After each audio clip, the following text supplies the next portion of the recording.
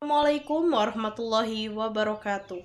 Halo teman-teman semuanya, perkenalkan nama saya Rastia Talita dari Program Studi Pendidikan Bahasa dan Sastra Indonesia. Nah, pada kesempatan kali ini saya akan mengkaji materi tugas yang diampu oleh Ibu Eka Yulianti Magister Pendidikan dengan judul Kisah Lahila dan Dinamika Resepsi Sastra.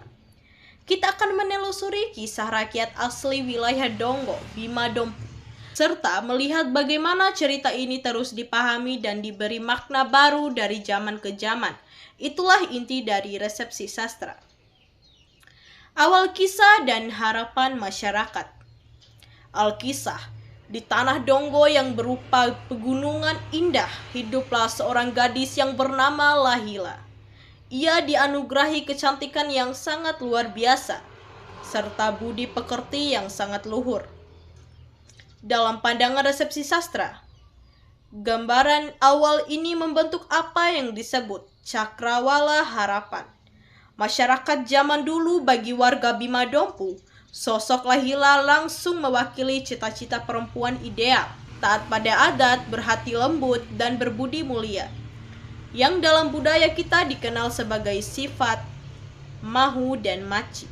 Cerita ini langsung disambut baik karena sesuai dengan nilai-nilai yang mereka junjung tinggi. Yang kedua, konflik dan makna moral.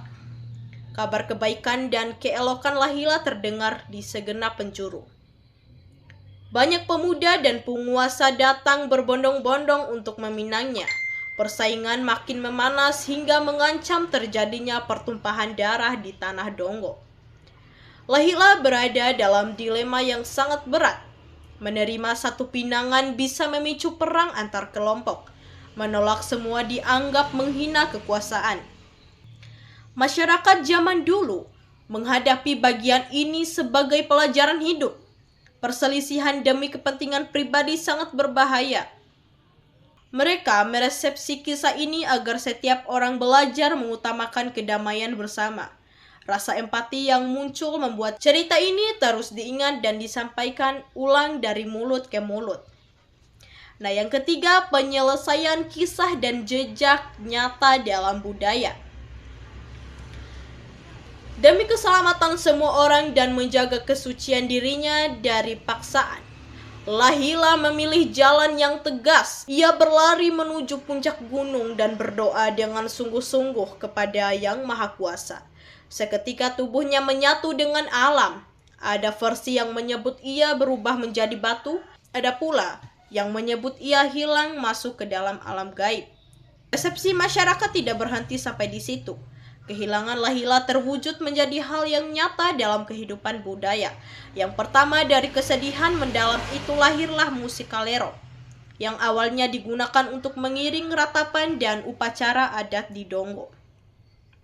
Nah, yang kedua, keteguhan hatinya menjadi teladan bagi perempuan setempat untuk mengenakan kain yang berwarna gelap, atau sering disebut sarung goli atau kolo, sebagai lambang ketegasan hati dan perlindungan diri. Makna baru di zaman sekarang.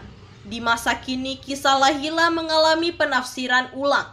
Generasi muda, pendidik, dan seniman tidak lagi memakai tindakannya sekedar sebagai kepasrahan mistis. Sebaliknya, kisah ini diterima sebagai simbol keberanian perempuan menolak paksaan dan ketegangan. Lahila kini menjadi lambang kemandirian dan penolakan terhadap perlakuan yang tidak adil. Cerita ini tidak lagi sekadar dongeng pengantar tidur, melainkan materi pendidik karakter yang diajarkan di sekolah dan ditampilkan dalam festival budaya. Hal ini membuktikan sastra lisan seperti kisah Lahila itu hidup. Maknanya terus tumbuh karena terus berdialog dengan perkembangan zaman. Demikianlah kita melihat betapa eratnya hubungan antara kisah Lahila ini dengan resepsi sastra.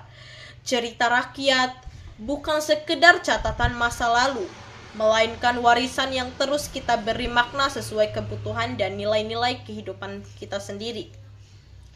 Sekian penyampaian saya, semoga bermanfaat dan memenuhi tugas mata kuliah ini. Kurang lebihnya mohon maaf. Wabillahi taufik wal hidayah. Wassalamualaikum warahmatullahi wabarakatuh.